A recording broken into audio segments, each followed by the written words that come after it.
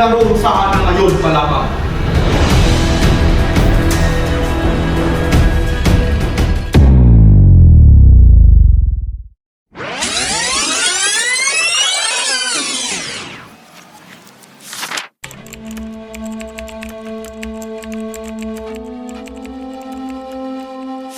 Ang mga pinakamataas na tao ng lalawigay magkakaharap na nananghahalian sa isang malaking hapag.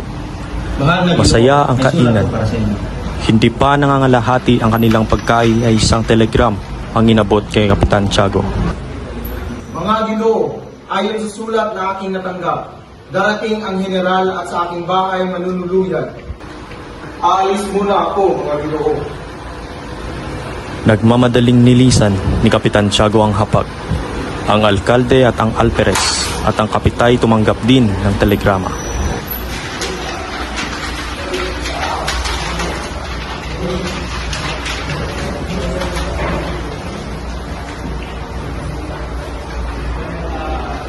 Mga kasama, ipagpatuloy muna natin ang ating pagkain.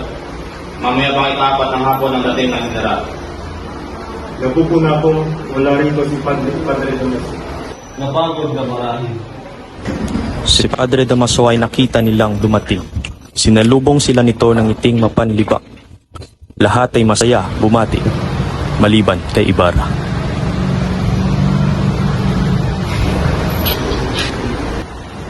Magandang hapon, Padre. Magandang hapon, Padre.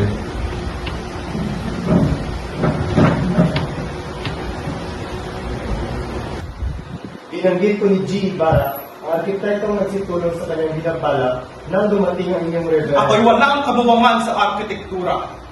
Ngunit, binabaliwala ko ang arkitekto. At dinudusta ang mga mangmang na nagpapagawa sa kanila. Ngunit ang isang paaralang tulad ng pinatayo ni G. Balay nangangailangan ng dalubhasa. Ano bang dalubhasa? Iya'y nagpapakilala lamang ng higit na kamangmangan ng hangal kaysa sa inyo na nagpapatayo ng sarili nilang bahay. Lahat ay napatingin kay Ibarra na noon ay namumutla. Ngunit nagpatuloy ng wari, nakikipagmabutihan kay Maria Clara. Ang inyo'y kilala ninyo, matututunan ng magya ay ituturing ang isang doktor. Lalo na kapag siya ay isang doktor at lalo nang siya ay makapunta sa Espanya. Padre, hintay muna kayo. Silang lahat ay magbabayad. Diyos lang ang makapangyayari. At upang huwag natin makita ang kahihinatnan, kailangan natin magbulag-bulagan. Ang mga ama ng mga taong sukam ay pinarurusahan na ngayon pa lamang. Namamatay sa bilangguan at niwalang mahigang.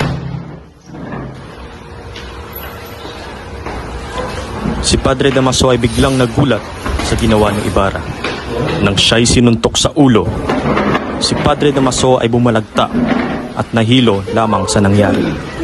Si Ibarra ay nawala sa kanyang sarili. Layo-layo kayo kung hindi nyo nais mamatay. Nakikita mo ba yung katahimikang iyan? Ikaw ay sulol ng kapalaran, paring puno ng bibig ng pananalig. Ngunit ang puso ay imbis sa lusak. Hindi mo man lang naisip ang iyong ama at ang kahalagahan niya sa iyo. Sa pagtitipong ito, sa lahat ng naririto sa iyong hinahamak, ay wala kang katulad ni isa man sa kanila. Walang nakapaglakas ng loob na umawat. Natatakot ba kayo marunisan ng masamang dugo ang aking kamay? Inalipusta ang aking ama, siniraan, inusi, at ginamit pa ang kapangyarihan niya ng isang pare. Nilapastangan ang kanyang libingan, nilait ang kanyang... Itatarak na lamang ni Ibarra ang kutsilyo nang mabilis na namagitan ang isang dalaga at napigilan ang nakakmang bisig ng binata. Nawala ng lakas ang binata sa titig na kasintahan.